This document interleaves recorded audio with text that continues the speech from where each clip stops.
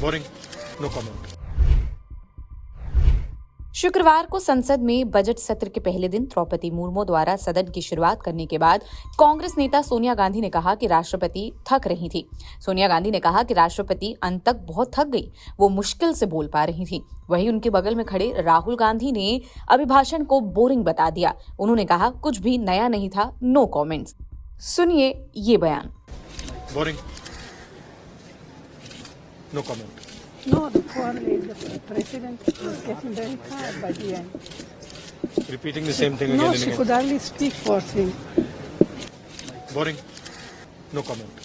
No, the president was getting very tired by the end.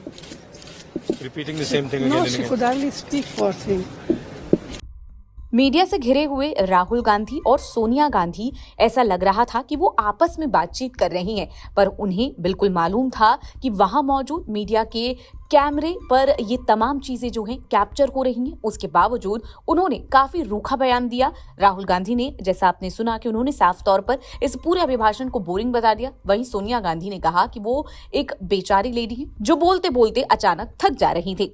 वहीं कांग्रेस सांसद प्रियंका गांधी वाड्रा ने केंद्र की आलोचना करते हुए आरोप लगाया कि वो संसद में वास्तविक मुद्दों पर चर्चा नहीं करना चाहती हैं। उन्होंने कहा कि सरकार ना तो वास्तविक मुद्दों पर चर्चा करते हैं और ना ही जवाब देते हैं। जो इश्यूज हैं उनके बारे में बात नहीं करते, जवाब नहीं देते। आपने पिछला सेशन देखा, चर्चा ही नहीं की, तो ये सब तो कहेंगे। बजट सत्र मुर्मू ने शुक्रवार को कहा कि सरकार कृषि क्षेत्र में आधुनिकीकरण और आत्मनिर्भरता की दिशा में काम कर रही, साथ ही किसानों की आमदनी बढ़ाने पर भी ध्यान दिया जा रहा। संसद के दोनों सदनों की संयुक्त बैठक को संबोधित करते हुए मुर्मू ने इस बात का भी जिक्र किया कि भारत ने 2023-24 में 32.2 करोड़ टन का रिकॉर्ड खाद्यान्न उत्पादन हासिल किया। उन्होंने कहा, हमारा लक्ष्य कृषि क्षेत्र में आधुनिकीकरण और आत्मनिर्भरता हासिल करना है। सरकार किसानों को बेहतर लाभ सुनिश्चित करने के लिए समर्पित है। अभी 2 माह पहले हमने संविधान को अपनाने की 75वीं वर्षगांठ मनाए हैं और कुछ दिन पहले ही भारतीय गणतंत्र ने 75 वर्षों की यात्रा भी पूरी की है।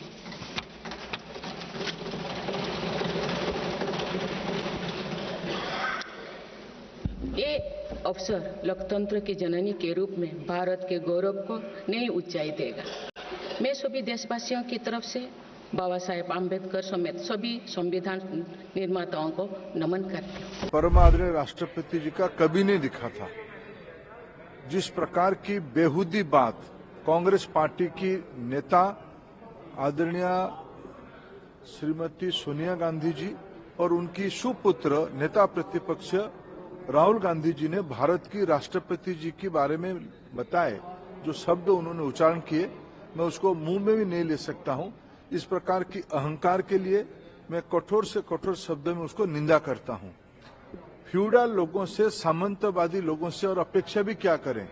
प्रजातंत्र में बार बार लोगों के द्वारा पराजय स्वीकार नहीं कर पाते हैं। उनको लगता है कि देश उनकी जागीर है, वही इस देश को चलाने के लिए, उपभोग करने के लिए उनको भगवान ने ही भेजा है। उनको भगवान सद्बुद्धि दे और देश की जनता उनको पहले भी अपना जनादेश सुनाया है और आने वाले दिनों में भी उनको बाहर रखेगी और उनको माफी मांगनी चाहिए। देश की महिला राष्ट्रपति जी हैं, देश की एक आदिवासी महिला राष्ट्रपति हैं। हमारे उड़ीसा क्यों हैं?